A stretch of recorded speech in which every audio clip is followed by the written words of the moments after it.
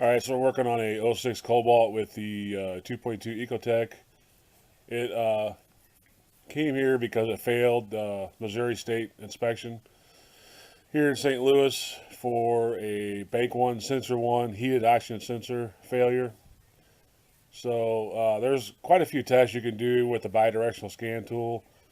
I'm going to assume most people watching this video uh, don't have a $1,500 to $4,000 scan tool. So I'm not going to go over those tests. But if you happen to get this code and that's the only code you have, or the car's running generally okay, but check engine light's on, you have that code. There's a few simple basic tests that you should at least do to make sure your wiring's good before you just replace it. But other than having like a bi-directional scan tool and going through, this isn't going to be like a real in-depth video on how to test your O2 sensor. This is going to be some basic wiring checks and then the replacement of it. I've already done some of the bi-directional tests off camera. So anyway, we'll get started on it. Now it's bank one, sensor one, so this is a 4-cylinder, so it only has one bank. If you had a V6 or a V8, you would have two banks, and then you have to find out which bank it's talking about, because you have a bank one, sensor one, and a bank two, sensor one. Anything that says sensor one on the banks, that's going to be before the catalytic converter. And then nowadays, some cars have multiple bank one, sensor one. You might have, two. It's at this point with the newer cars, you really want to get information on before you start changing the sensors, or assuming that you have the right sensor. Because get a good manual or do some research before you start changing them. Like I said, this car is a basic car, 4-cylinder, so it only has one bank. Sensor one, which is the pre-cat. If it had sensor two, that's after the catalytic converter. So anyway, that's on this one. This is obviously your intake manifold on this. So you want to find your exhaust manifold, and that is right here on this engine. And if you look down here right before the exhaust pipe, you'll see the O2 sensor is actually right here. So I've already pulled it out, the wiring harness out, and I'm going to disconnect it, and we'll check voltages and things like that on this wiring harness before we pull it out. And I'll show you how to pull this out. So anyway, that's the next step. We will get the wiring diagram and do a few tests on this just to make sure the wiring's good and that it's getting the right signal. At least the computer's communicating with it before we just go ahead and throw one in there. We want to make sure we don't have a wiring problem. So the first check you want to do, disconnect your wiring harness and probe into your harness that's going back to your ECM or your car, not onto the actual O2 sensor. And when you probe into it, just barely touch that. Don't push in real hard because you don't want to mess your pins up inside the pigtail. And you should have battery voltage or close to it on your meter. And on this car, it's the pink black. I know according to Mitchell On Demand, it has like 3 different colors. It could be pink, pink black, or white. But on this car, it's the pink black wire.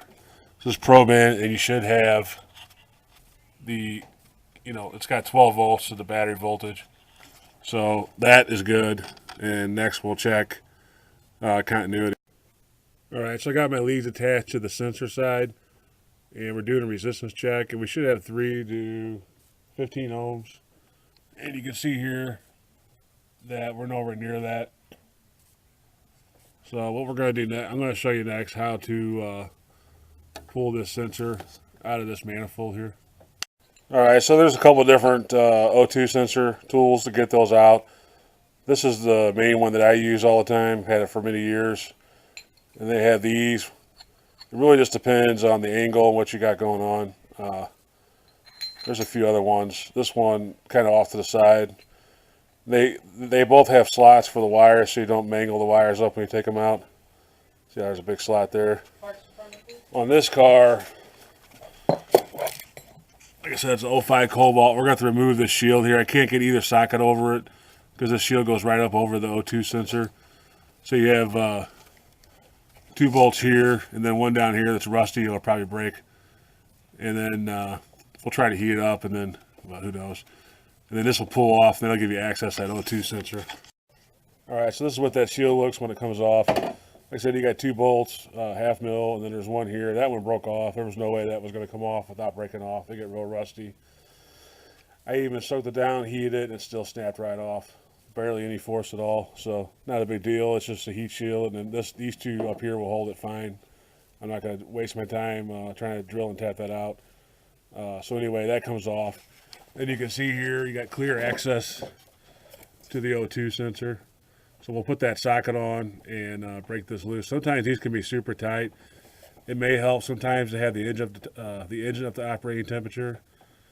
You know, get it warmed up, and that might help break it loose. I don't know. I haven't tried to break this one loose yet, so we'll see. Sometimes you get lucky and they come right off. Sometimes they're real bare. So heat your friends if it doesn't come off. So we'll see. All right, so this one broke loose pretty easy. You can see the slot here where the wires are going through. Just make sure those are going through there. And then I turned this one out. Came out actually pretty easy on this one. And anyway, so here's the sensor. It's out. So we'll go ahead and get the new one and start to screw it back in. All right, so here we got the new Bosch sensor. I always spend the extra money and get the one that fits the car. They have universal ones that are cheaper, but then you're going to start cutting wires and messing with it. If you get the right one, it's got the right pigtail on the end of it, the right length and all that, and it goes right in. And then these have this goo on here to seal them. Make sure you leave that on there. And anyway, so you just screw it back in and make sure you line the slot up with the wires and go ahead and torque it down. And like I said, this is vehicle specific sensor. So it's not the universal. Don't waste your time with those.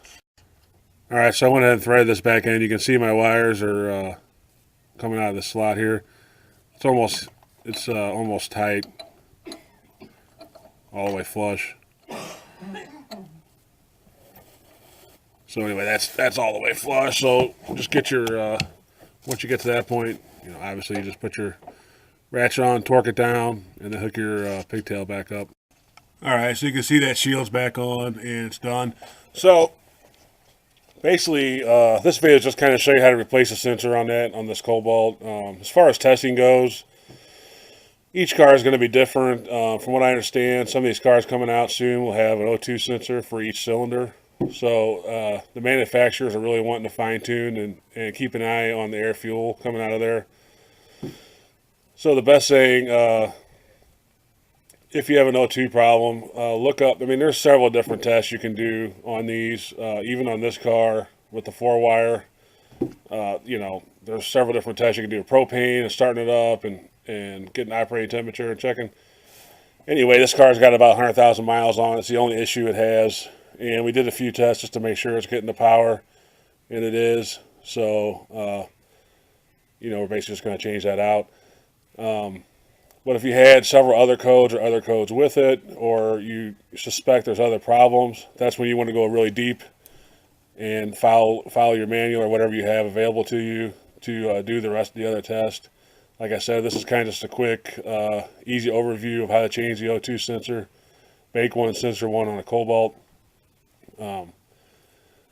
But yeah, if you have other engine codes or other issues with the car, then I would definitely not condemn the O2 sensor right away. I would go deeper into your test and find out.